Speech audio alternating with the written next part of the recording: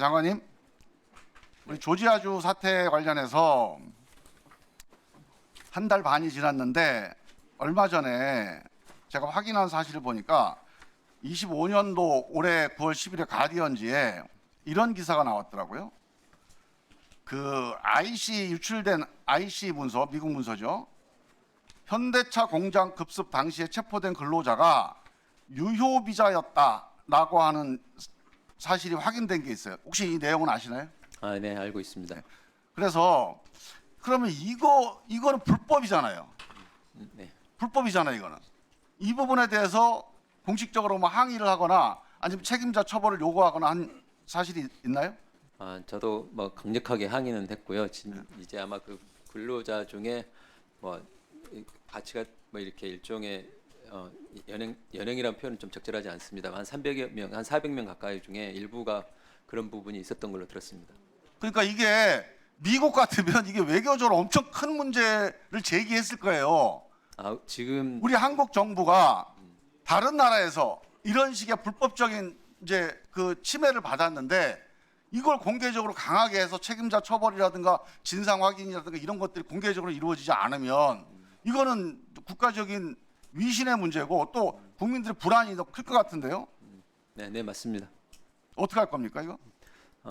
뭐 일단 일어난 것에 대해서는 저희들이 뭐 몇 차례 지금 미국 정부에서도 지금 사과는 했었던 걸로. 아니 알고요. 공식 문서로 그리고 실제로 사실관계에서 이게 유효 비자라고 하는 걸 확인을 해야 되고 왜 이런 일이 벌어졌는지 책임자를 조사해서 이 사람을 어떻게 조치했다 이게 나와야 돼요. 이게 공식 프로토콜입니다. 일단 뭐 재발 방지를 위해서 이게 다시는 이런 일이 일어나지 않도록 하겠다는 그런 뭐 이야기는 있었고요. 관련해서 미국도 계속 뭐 내용에 대해서 저희도 마찬가지입니다만은 재발 방지라든지 있던 것에 대해서 계속 논의를 하고 있는 걸로 알고 있습니다. 근데 이게 공개적으로 산업부나 우리나라가 이 점에 대해서 미국에 이렇게 항의를 했다 문제가 된다 이런 게 우리 한국 국내 언론은 보도도 안 되고 있잖아요. 이렇게 조용한 외교를 하는 이유가 있습니까? 저희가 보도는 몇 차례 된 걸로 알고 있습니다. 아니요. 근데 이게 우리 한국 정부가 이거에 대해서 어떻게 노력을 하고 또 어떤 일이 벌어지고 있다는 걸 계속 전달을 해줘야 될 거 아닙니까? 네.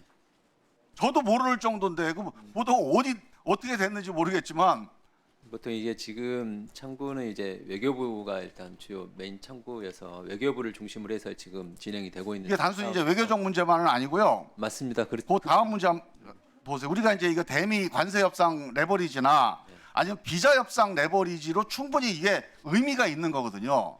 그 다음에 이거 관련돼서 지금 이번 셧다운의 이 피해 규모를 한번 산정을 해보니까 현대차 공장 셧다운 피해가 한 1조 정도로 추정이 돼요. 직접 피해가 한 3천억 정도, 미래 피해가 한 7천억 정도. 그다음 불법 구금 인권 침해에 대한 피해가 한 5,300억 정도. 그래서 이 피해자들 일부 피해자들이 여기에 대한 소송을 준비를 하고 있더라고요. 그런 얘기는 좀 들어보셨나요? 소송을 준비한다 소리는 잘 못 들었습니다. 소송을 준비하고 있대요. 네. 근데 문제는 미국 같은 경우는 이게 소송을 만약에 제기하게 되잖아요. 근데 현대나 우리 한국 정부가 여기에 대해서 공식적으로 문제 제기를 안 하잖아요. 그럼 미국 형평법에 보면 뭐 에퀴티 일반 원칙이라는 이제 규칙이 있는데 권리 태만에 해당된다는 거예요. 그러니까 피해자가 권리 행사 안 해서 권리를 태만하게 하면 법적 보호를 못 받는 거죠. 근데 이 주체는 정부나 현대차예요.